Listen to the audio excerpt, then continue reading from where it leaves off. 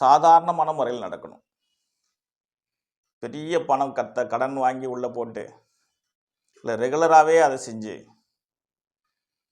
இன்னைக்கு சிங்கப்பூர்லேருந்து ஒரு நண்பர் பேசியிருந்தார். 15 ஆண்டுகளாக லாட்டரி டிக்கெட் வாங்குறாராம், இன்னும் ஒன்று கூட விழுகலை அப்படின்னாரு.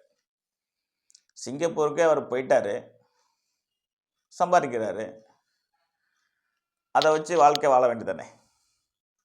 சிங்கப்பூருக்கு தமிழ்நாட்டில் பிறந்து சிங்கப்பூருக்கு போய் வேலைக்கு போனதே ஒரு விபரீத ராஜயோகம் தான். ஏன்னா கடல் தாண்டி போவதே விபரீத ராஜயோகம். விமானத்தில் பயணிப்பதே ஒரு அதிர்ஷ்டத்தில் ஒன்று, அதுக்கு பேர் விபரீத ராஜயோகம் தானே. எல்லாரும் விமானத்தில் ஏற முடியாது அல்லவா. அதனால விபரீத ராஜயோகம் என்பது 6, 8, 12 கூடையவர்கள் செய்யக்கூடிய ஒரு யோகம். ஆகவே தயவு செய்து லாட்டரி டிக்கெட்டை பெரிய அளவில் நம்பி அதுக்குள்ளே பணத்தை போட்டு கடன்காரர் ஆகிடாதீங்க.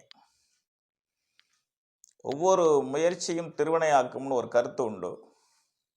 முயற்சி எடுக்கலாம், தவறில்லை. ஆனால் அதே வேலையாக இருக்கக்கூடாது. ஆகவே எனது நண்பர் கேட்டவர், விபரீத ராஜயோகம்னா என்ன சார் அப்படின்னு கேட்டாங்க. அதுக்கான பதில் தான் இது. நான் கூறிய அர்த்தத்தை அவர் எடுத்துக்கொள்ள வேண்டும். மக்களாகிய நீங்களும் புரிந்து கொண்டு, ஒருவேளை கட்டாயமாக ஒரு முயற்சி செஞ்சு பார்க்குறேன் சார், அந்த திசை எனக்கு இருக்கா இல்லையா அப்படின்னு தெரிஞ்சுக்கலாம், நேரடியாக வாங்க அல்லது வாட்ஸ்அப்பில் உங்கள் ஜாதகத்தை அனுப்பி அதை பற்றி கேட்டுங்க. ஏன்னா எண்ணி துணிக கர்மம். ஒரு முயற்சியை நம்ம செய்யறதுக்கு முன்னாடி நம்ம செய்ய போகிற சரியா தவறான்னு தெரிஞ்சுக்கிட்டு ஒரு காரியத்தை நம்ம செய்யலாம்.